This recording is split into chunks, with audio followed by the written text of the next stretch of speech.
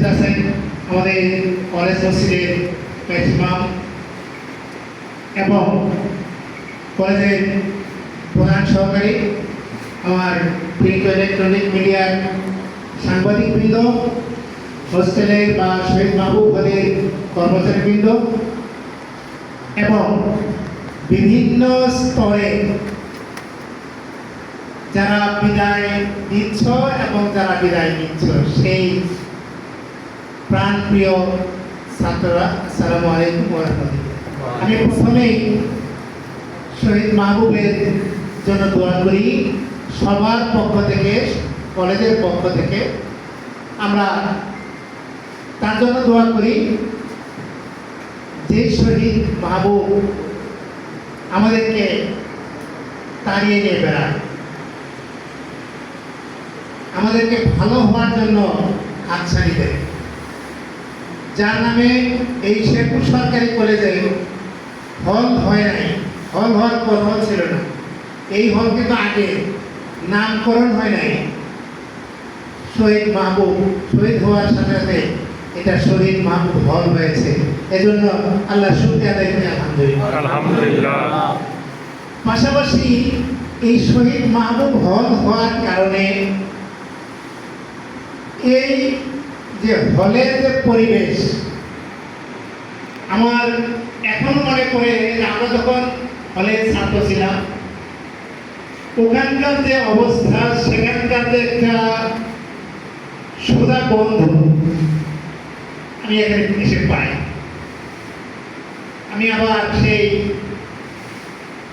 কত 35 বছর 34 বছর আগে ফিরে যাই, যেখানে সকালবেলা বেরিয়ে বিকেলে গিয়ে বা সন্ধ্যায় গিয়ে অথবা রাতে গিয়ে আমি আমার সেই 409 নম্বর হল, 409 নম্বর রুম, সেই রুমে আমার রুমমেট অনেকেই নাই। আমি তাদের জন্য দোয়া করি।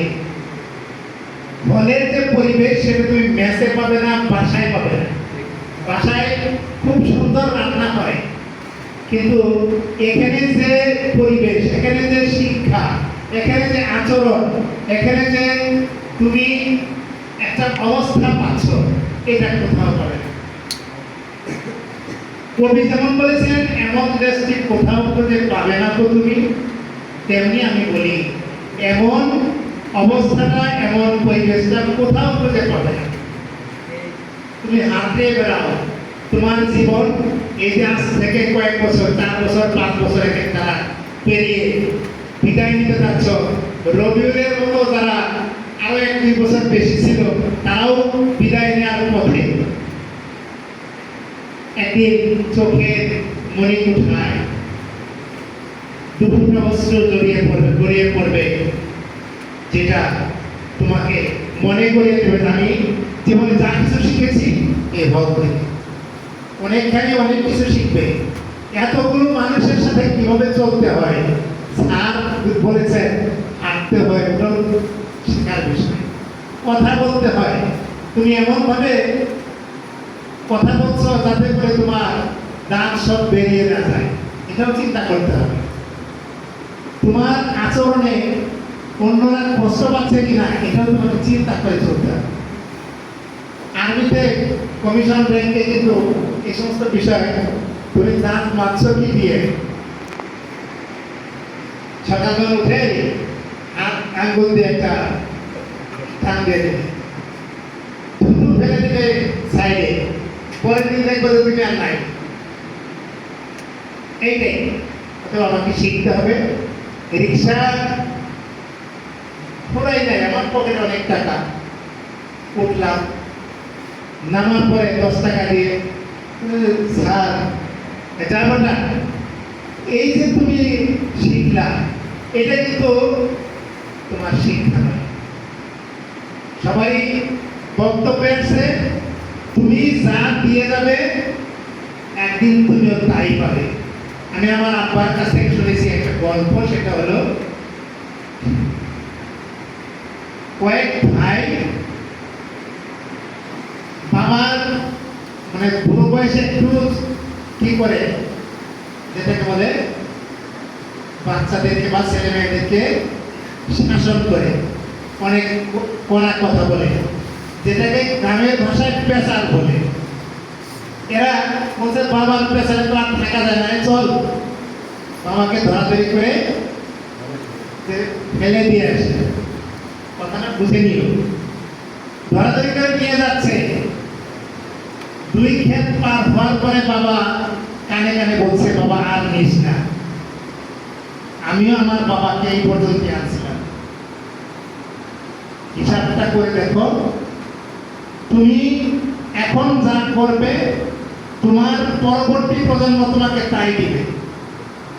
অতএব আমি মনে করি আমি শিখব এই দুনিয়াতে আমি যতটুকু ভালো কাজ করে যাব, পরকালে গিয়ে সেটা দেখা যাবে। অনেকে আগে বলতো এটা আবার কেমন, ভিডিও আসার পরে এখন চোখে আঙ্গুল দেখে দিচ্ছে, যা কিছু গতকালকে করছো সব দেখা যাচ্ছে। এজন্য আমি মনে করি বাবা মায়ের সাথে কি আচরণ করতে হবে, বড় ভাই বোনের সাথে কি আচরণ করতে হবে, সেটা তোমাকে চিন্তা করতে হবে। Think before you leave। তোমার মুখ থেকে যা বেরোবে, এই বের হওয়ার আগে মাথায় চিন্তা করবে, এটা বের হলে আমার সম্মান বাড়বে না কমবে। যদি পারে সেটা মুখ থেকে প্রকাশ করব, আর যদি না পারে সেটা প্রকাশ করার আগে আমি সেটা চিন্তা করে নেব। জন কিটসের ওই কথাটা আমারও মনে পড়ে গেল এদিক থেকে যখন আসছি। জন কিটসের সেই কথাটা হলো, a thing of beauty is joy forever। তোমাদের এই সুন্দর আয়োজন আমাদের সবাইকে মুগ্ধ করেছে। সবার মুখ থেকে অস্ফুট স্বরে বেরিয়ে এসেছে, আহ কি সুন্দর আয়োজন।